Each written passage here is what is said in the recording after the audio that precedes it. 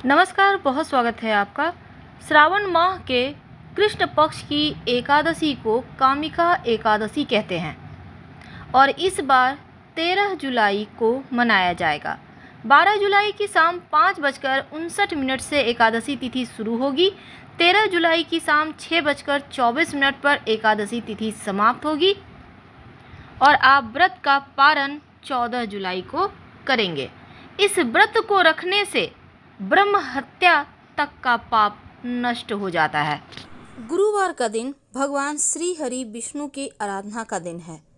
अगर उनकी कृपा मिल जाए तो व्यक्ति को जीवन में सभी प्रकार के सुख प्राप्त होते हैं और जिन पर श्री हरि का हाथ होता है, जिनके सर पर, ऐसे लोगों को जीवन में कभी कोई तकलीफ आ ही नहीं सकता।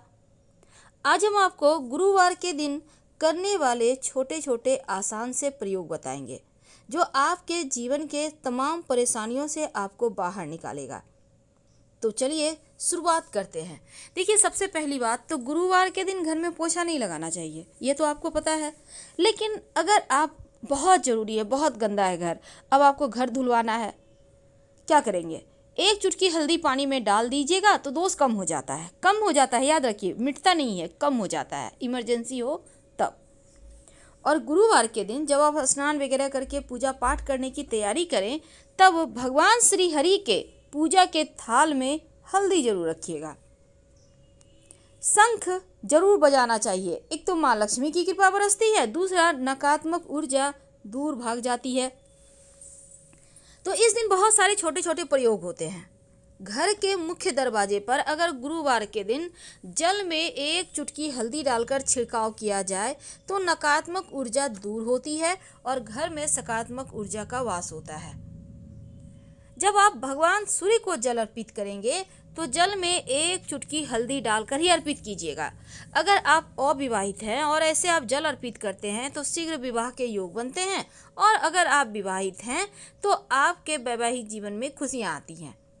वैसे तो गुरुवार के दिन पीपल के पेड़ में भी पूजा की जाती है और केले के वृक्ष की भी पूजा की जाती है। अगर आप बृहस्पतिवार का कथा सुनती हैं, व्रत रखती हैं, तो ये सबसे अच्छा होता है, सर्वोत्तम है। लेकिन आज हम आपको कुछ खास प्रयोग बताएंगे। ज्योतिष कहता है कि गुरुवार के दिन तुलसी के पेड़ में अगर आप जल अर्पित करते हैं तो जल में 2-4 बूंद कच्चा दूध, एक चुटकी अक्षत और थोड़ी सी मीठी वस्तु डालकर अर्पित करें तो घर में सुख समृद्धि आती है, धन बढ़ता है, लक्ष्मी प्रसन्न होती है। और जब आप झाड़ू लगाती हैं तो आप में 1-2 दाने जीरा डालकर फिर झाड़ू से बाहर कर दें तो इससे बरकत बढ़ जाती है। अगर आप घर से गुरुवार के दिन जरूरी काम से बाहर निकल रहे हैं तो फिर आप पीला रुमाल रख लें पास में, या फिर हल्दी का थोड़ा सा कलाई में आप हल्दी लगा लें तो आपके कार्य बन जाते हैं, कार्यों में सफलता मिलती है। गुरुवार के दिन छोटे छोटे प्रयोग जरूर करें ताकि आपका भाग्य साथ देने लगे। अगर आपका भाग्य एकदम से साथ नहीं दे रहा तब ओम ब्रीं बृहस्पतये नमः, ओम ब्रीं बृहस्पतये नमः, या फिर ओम ग्रां ग्रीं ग्रौं सह गुरुवे नमः, ओम ग्रां ग्रीं ग्रौं सह गुरुवे नमः, कोई भी दोनों में से कोई भी मंत्र का जप कर लें तो बंद किस्मत के दरवाजे खुल जाते हैं। तो गुरुवार के दिन चूंकि तुलसी जी का विशेष महत्व बढ़ जाता है और तुलसी को विष्णु प्रिया भी कहा जाता है। अगर भगवान श्री हरि के चरणों में गुरुवार के दिन से शुरू करके नियमित रूप से 2 तुलसी के पत्ते अर्पित करें तो आपके जीवन में धन बढ़ता है, मान सम्मान, प्रेम बढ़ता है। अब कई बार होता क्या है, बार बार विवाह आप तय तो करने जाते हैं, बातचीत चलती है पर पक्की नहीं होती है। अगर आप पक्का करने जा रहे हैं और उस दिन गुरुवार है तो आप घर से पीले रंग की मिठाई खाकर निकलिए, आपके रिश्ते तय हो जाएंगे। अगर गुरुवार के दिन आप एक लाल कपड़े में कौड़ी, 5 कौड़ी, थोड़े से गुलाब की पंखुड़ी और एक सिक्का, चांदी का हो तो अच्छी बात, नहीं तो 1 रुपये का कॉइन ले लीजिए। माँ लक्ष्मी को एक चुटकी अक्षत के साथ अर्पित कर दें और पोटली बनाकर रख लें, धन के स्थान पर बरकत बढ़ जाती है। अब एक खास उपाय देखिए, गुरुवार के दिन चूंकि भगवान श्री हरि को पीला रंग पसंद है तो इनको पीले रंग के पुष्प, और अगर आप केवड़े का इत्र अर्पित करें तो जीवन में खुशहाली आती है। वैसे तो आप केवड़े का इत्र नहीं भी अर्पित कर सकते हैं, तो कम से कम माँ लक्ष्मी को आप गुलाब का इत्र अर्पित करें और जो आपकी उंगली पर लगा रह गया आप उसको अपनी नाभि पर लगा लें। आपका भाग्योदय होता है, जीवन में खुशियाँ बरसती है। भगवान श्री हरि को पीला रंग पसंद है, इसीलिए उन्हें चने की दाल और गुड़ का भोग लगाया जाता है। वैसे बेसन का हलवा का भी भोग लगा सकते हैं, पीला केला का लगा सकते हैं, लेकिन याद रखिएगा इन चीज़ों का भोग लगाने से रिश्तों में मिठास बढ़ेगी, पर पीला केला खाइएगा मत। गुरुवार के दिन केला खाइएगा तो रिश्तों में दूरियां आ जाएगी, वैवाहिक जीवन में टेंशन बढ़ेगा। अगर आप लोगों के बीच नहीं बनती, झगड़े लड़ाई होते हैं, तो केला खाना गुरुवार के दिन बंद कर दें, क्योंकि केले के वृक्ष की पूजा होती है। अगर आप अपने घर के मुख्य दरवाजे पर हल्दी या फिर कुमकुम से स्वस्तिक का निशान गुरुवार के दिन बना देते हैं तो घर में नकारात्मक ऊर्जा भी नहीं आती और आपके जीवन की मुश्किलें भी समाप्त हो जाती है। ये जो हल्दी का स्वस्तिक आप बनाएंगे घर के मुख्य दरवाजे के बाहर की तरफ से बनाइएगा, ताकि ये स्वस्तिक आपके जीवन में आ रही परेशानी को सोख ले, हटा दे। अपने घर के मुख्य दरवाजे के चारों तरफ हल्दी से अगर रेखा खींच दें तो ऐसा करने से आपके घर परिवार में खुशियां आती हैं, किसी का टोना टोटका किया कराया नहीं असर करता। और पोछे के पानी में अगर पोछा लगाना जरूरी हो तो एक बार फिर से रिपीट करें, हल्दी जरूर डाल दीजिएगा।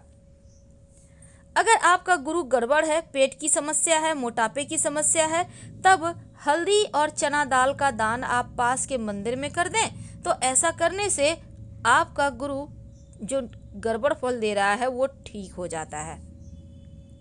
नहाने के पानी में अगर एक चुटकी हल्दी डालकर आप अपने घर के छोटे बच्चों को नहलाएं या जो कुंवारे कन्याएं हैं वो लोग नहाएं तो उनका शीघ्र विवाह का योग बनता है और नज़र दोष उतर जाता है, नहीं लगता।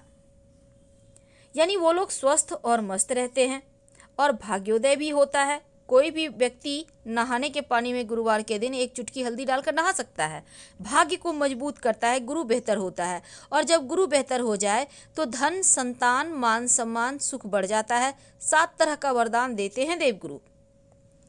अब गुरुवार के दिन अगर आपका गुरु ग्रह कमजोर है, बिटिया की शादी नहीं हो पा रही, तमाम तरह की चीज़ें होती है, तब आप दाहिने हाथ में केले के पेड़ की जड़ बांध लें पीले धागे में, या आप चाहें तो हल्दी की गांठ भी आप पीले धागे में बांध कर धारण कर सकते हैं। और चूँकि गुरुवार के दिन कुछ खास प्रयोग किए जाते हैं जो जीवन की मुश्किलों से आपको बाहर निकालता है। एक खास बात है, देखिए आपके घर में तुलसी का पौधा है, तुलसी के पौधे की मिट्टी में ही दुर्वा घास आप संभव हो तो लगा दें। अगर पहले से है तो अच्छी बात, क्योंकि दुर्वा घास आपका भाग्य के बंद किस्मत के दरवाजे को खोलता है। और अगर आपके पेड़ वहाँ पर है दुर्वा घास तो ये दुर्वा घास आप नियमित रूप से गणेश जी को अर्पित करें। आपका राहु भी बेहतर होगा, जीवन के कष्ट कम होंगे। तो हल्दी के विशेष प्रयोग होते हैं। अगर बुरे सपने आते हैं तो तकिए के नीचे गुरुवार के दिन हल्दी रख दें और उसी पे सोएं। वैसे गुरुवार के दिन विशेष प्रयोगों में एक खास काम जरूर कीजिएगा। जब आप अपने घर के मुख्य दरवाजे के दाहिने तरफ पानी रखते हैं, उम्मीद है आप रखते होंगे, हम हमेशा ही आपसे कहते हैं, तो जब आप रखते हैं तो गुरुवार के दिन आप पुष्प की पंखुड़ी, पीले पुष्प की संभव हो तो डाल दीजिएगा और अगले दिन पानी को पौधे में डाल देना है।